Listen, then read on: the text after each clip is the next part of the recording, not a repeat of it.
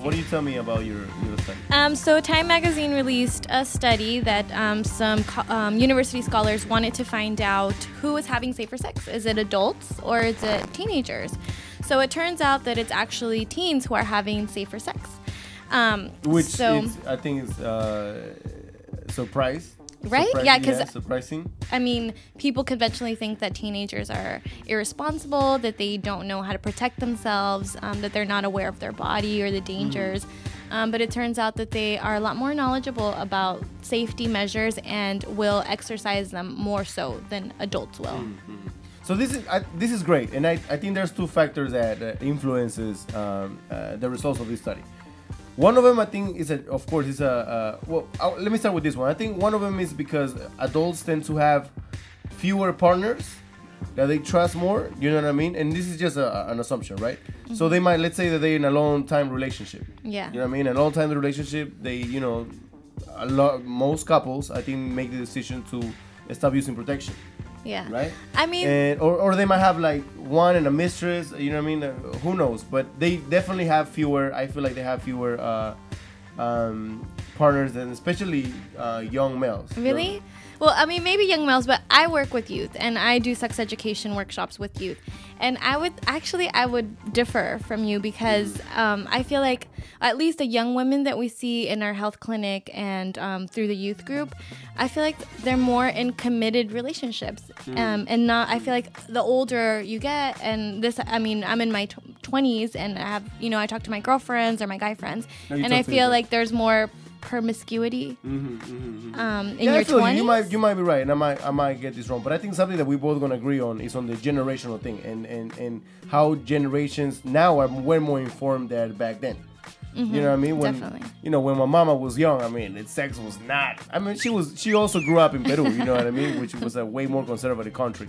But older people in general, like the sex education, sex was not talked about or in school.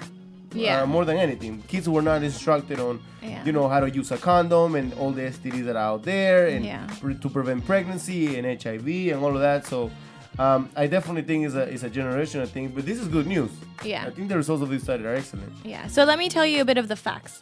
So after they did some research and went out and surveyed some adults and some teenagers, they found out that adults reported using condoms during vaginal sex 1 out of every 3 sexual encounters, as opposed to when they surveyed young men in the last 10 teenage boys from the age of 14 through 17, in the last 10 times that they had vaginal sex, they used a condom 80% of the times. So that's 8 out of 10. I'm sorry, so the first ones were adults? 4 out of 5, yes. Okay. So adults 1 out of 3 times with vaginal sex, and teenage boys, the young men 14 to 17, 80% of the times. That's great. So that would be 4 to 5. That's great. 4 to 5 times.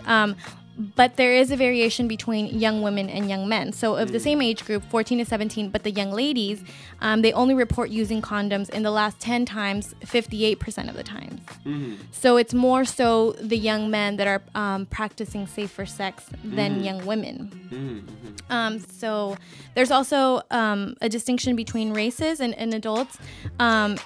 33% of African American and 37% of Hispanic males reported using condoms the last time that they had vaginal sex, as opposed to 22% of white men. So white men use less condoms than people of color. According to this study. The only thing that that doesn't really sum up for me is that STD rates are higher among people of color. So I don't see that correlation there. But according to this study, now there's something that I can suggest as a reason of why that is. And this comes with another study that I heard a long time ago of how STDs propagate, right? And it has to do with minorities, Latinos, and African Americans are more likely to have sex within the same group of people. You know what I mean? And that's something that that makes it more likely for you to get an STD.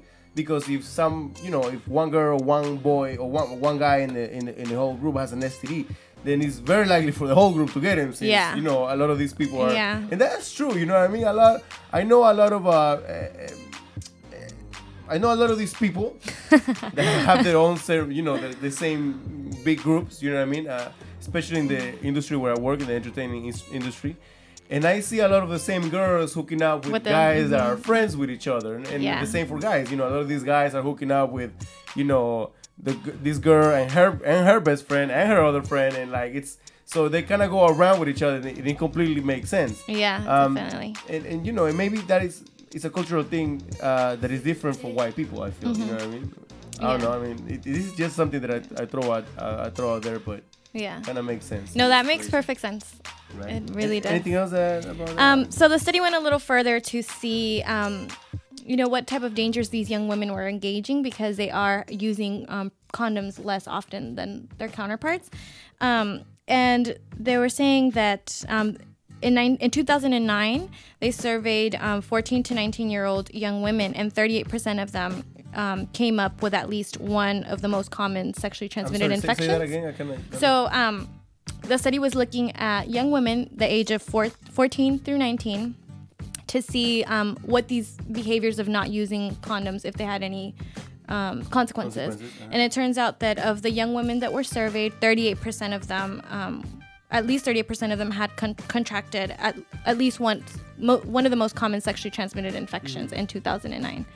So obviously, if you're not using protection and you're not practicing safe sex, there's a risk. You're bound to catch something. You know what I mean? And the study also showed that sex education is actually helping to delay young people from having sex. So 10 years ago, you told me, it blew me away. So what was it again? So 10 years ago, the average age at which a teenager would have sexual intercourse for the first time, so when they would lose their virginity, 10 years ago was age 15. That was the average age.